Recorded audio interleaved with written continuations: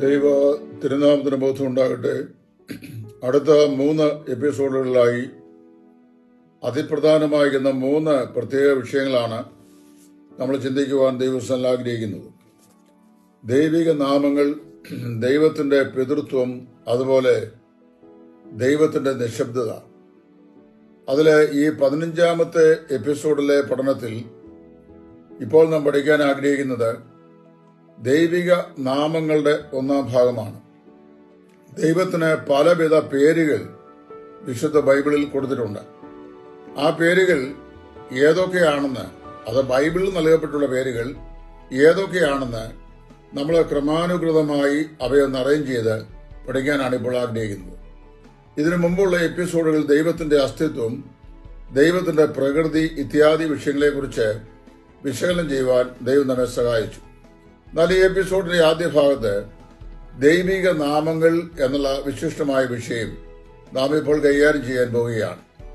ദൈവിക നാമങ്ങൾ 3 നിലയിലാണ് വിശുദ്ധ വേദപുസ്തകത്തിൽ രേഖപ്പെട്ടിട്ടുള്ളതായി നമുക്ക് കാണുവാൻ സാധിക്കുന്നത്. ഒന്ന്, ദൈവത്തിന് പ്രഥമമായി കൊടുത്തിട്ടുള്ള പേരുകൾ, അതായത് ദൈവത്തെ ചൂണ്ടിക്കാണിക്കുവാൻ അല്ല മനസ്സിലാക്കി തരുവാൻ ദൈവത്തിന് പ്രധാനമായും കൊടുത്തിട്ടുള്ള പേരുകൾ. 2, ഏൽ എന്ന ശബ്ദത്തോട് ചേർന്ന് വരുന്ന ദൈവിക നാമങ്ങൾ, ഏൽ എന്ന ശബ്ദത്തോട് ചേർന്ന് വരുന്ന ദൈവിക നാമങ്ങൾ. 3, യഹോവ എന്ന നാമത്തോട് ചേർന്നുള്ള പദങ്ങൾ. നമ്മൾ ദൈവത്തെക്കുറിച്ച് പ്രഥമമായും പഠിക്കുമ്പോൾ പഴയ നിയമത്തിൽ യഹോവയായ ദൈവം എന്നുള്ള നിലയിലാണ് ദൈവത്തെ നമ്മൾ കാണുകയും പരിചയപ്പെടുകയും ചെയ്യുന്നത്. ഇതുകൂടാതെ ഏൽ എന്നുള്ള ആ പ്രീഫിക്സോടുകൂടി ദൈവത്തിന്റെ പേരുകൾ പറഞ്ഞിട്ടുണ്ട്. അവ ഏതൊക്കെയാണെന്ന് ഇതിന്റെ 2-ാം ഭാഗം പറയുമ്പോൾ വിശദമായി പറയുവാൻ ഞാൻ ആഗ്രഹിക്കുകയാണ്. അപ്പോൾ പ്രഥമ നാമങ്ങൾ ഒറ്റ പദത്തിൽ ദൈവത്തിന് പറഞ്ഞിട്ടുള്ള പേരുകളാണ്. ഒരേ പദത്തിൽ ദൈവത്തിന് പറഞ്ഞിട്ടുള്ള പേരുകൾ, അതിനെ പ്രൈമറി നെയിംസ് ഓഫ് ഗോഡ് അല്ലെങ്കിൽ ദൈവത്തിന്റെ പ്രഥമമായ നാമങ്ങൾ എന്ന് അറിയപ്പെടുന്നു. അത് ഏതൊക്കെയാണെന്ന് ഞാൻ പറയാം. 1, ഏൽ എന്ന് പറയുന്ന പേര്, അത് ദൈവത്തിന് പറഞ്ഞിരിക്കുന്നൊരു പേരാണ്. 2, ഏല എന്ന് പറയുന്ന പേര്, അതും ദൈവത്തിന്റെ മറ്റു പേരാണ്. ഏലോഹേ, യഹോവ, അഡോൺ, അഡോണായി, ദൈവം, കർത്താവ്, ഇങ്ങനെയുള്ള പേരുകളെല്ലാം ദൈവത്തിന് പ്രഥമമായി നൽകിയിട്ടുള്ള നാമങ്ങളാണ്. ഞാൻ ഒന്നുകൂടെ പറയാം.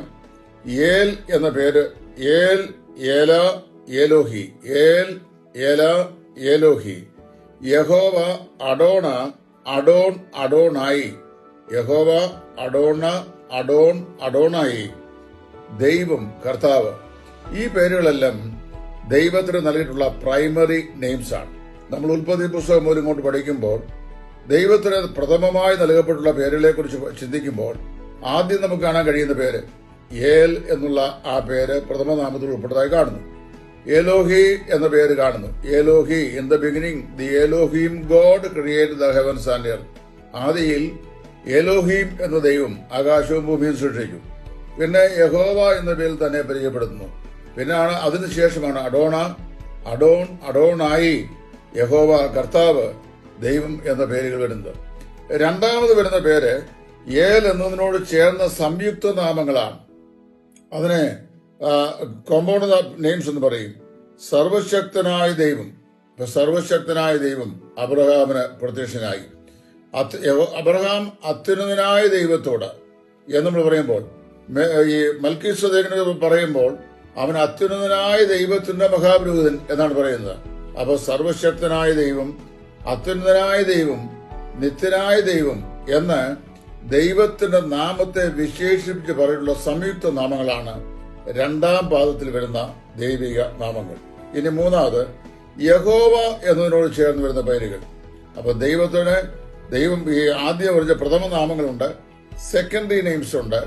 അത് ഏൽ എന്നതിനോട് ചേർന്ന് വരുന്ന നാമങ്ങളാണ്. 3ാമതായി പറയപ്പെടുന്നത് തൃതീയ നാമങ്ങൾ, അതായത് യഹോവ എന്ന പേരിനോട് ചേർന്ന് വരുന്ന നാമങ്ങൾ. കർത്താവായ ദൈവം അല്ലെങ്കിൽ കർത്താവായ ദൈവം, യഹോവയായ ദൈവം, നിത്യനായ ദൈവം മുതലായവ. കർത്താവായ ദൈവം, യഹോവയായ ദൈവം, നിത്യനായ ദൈവം. ഇങ്ങനെ വിവിധ നിലയിൽ, അതിപ്രധാനമായ നിലയിൽ 3 വിധത്തിലുള്ള പേരുകളാണ് വിശുദ്ധ വേദപുസ്തകത്തിൽ ദൈവത്തിന് നൽകപ്പെട്ടതായി നമ്മൾ കാണുന്നത്. പ്രഥമ നാമങ്ങൾ, ഒന്നാമത് നൽകപ്പെട്ടിരിക്കുന്ന നാമങ്ങൾ. രണ്ട് സെക്കൻഡറി നെയിംസ്, രണ്ടാമത് നൽകപ്പെട്ടിരിക്കുന്ന നാമങ്ങൾ.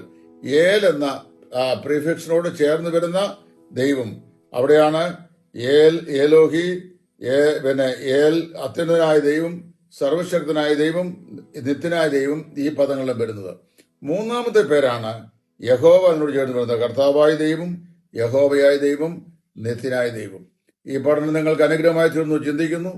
തുടർന്നുള്ള ഭാഗം, ഇതിന്റെ രണ്ടാം ഭാഗം 16-ാമത്തെ എപ്പിസോഡിൽ പഠിക്കാം. ദൈവം നമ്മെ സഹായിക്കട്ടെ.